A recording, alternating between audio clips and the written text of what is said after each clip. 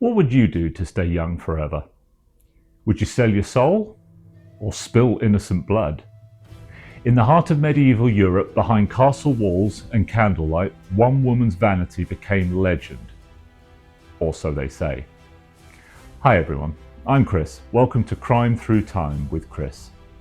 Today, we peel back the layers of skin covering the chilling story of Elizabeth Báthory, the Blood Countess, a noblewoman accused of torturing and killing hundreds of young girls because they say, and maybe plug your ears if you're eating while watching this, she wanted to bathe in their blood to preserve her beauty.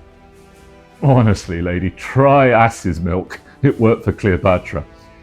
But was she truly a monster or the victim of a deadly political trap? Stay with me to the end and don't forget to subscribe and hit that bell. You won't want to miss the dark truth waiting beneath these skin cells. It's the late 1500s. The Kingdom of Hungary stands between the Christian West and the invading Ottoman Empire. War, plague, and superstition haunt the land. Amid this chaos rises Countess Elizabeth Báthory, born into one of the most powerful families in Eastern Europe. Educated, intelligent, ruthless, when she had to be, she married Count Ferenc Nadasdy, a war hero, and ruled vast estates from her fortress at Countess castle in what is now modern-day Slovakia. But when her husband died, whispers began. Young servant girls entered her castle to work and never came out. Locals spoke of screams in the night, of girls beaten, burned, frozen, or drained of their blood. By 1609, the rumours had become impossible to ignore.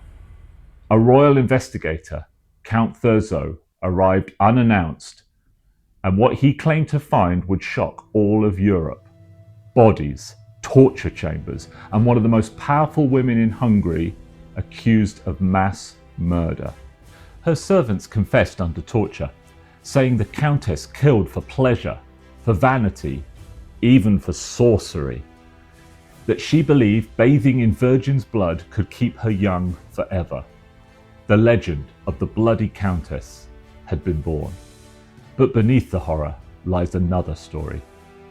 Elizabeth Báthory was a wealthy widow, independent, influential, and inconvenient, to those in power anyway. Her family owed huge sums to the crown, and her land was valuable. What better way to remove a powerful woman than to paint her as a monster? No official trial was ever held. Only her servants were executed.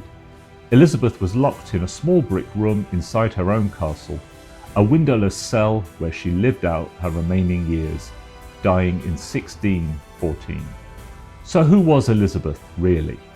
A sadistic killer or a victim of envy and politics?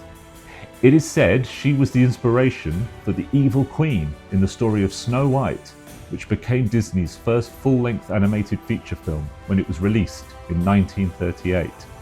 Mirror, mirror on the wall, who is the fairest of them all? See the similarities? Certainly Associate Professor at Cambridge University, Dr. Anushka Bailey did when she first discovered Elizabeth's story as a 17-year-old student. In 2019, she embarked on 4 solid years of research, culminating last year in the publication of her book, The Blood Countess. No spoilers, but Dr. Bailey's conclusions very much fall on the side of stitch up, not sadist. 4 centuries later, the line between truth and myth has blurred beyond recognition. We may never know how much blood was real, and how much was spilled on parchment by her enemies.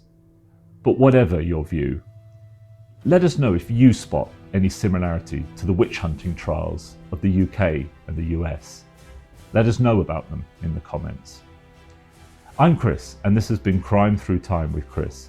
If you enjoyed uncovering this forgotten horror of history, don't forget to subscribe, like, and ring the bell, because there are many more secrets that time tried to bury, and I'm here to dig them all up.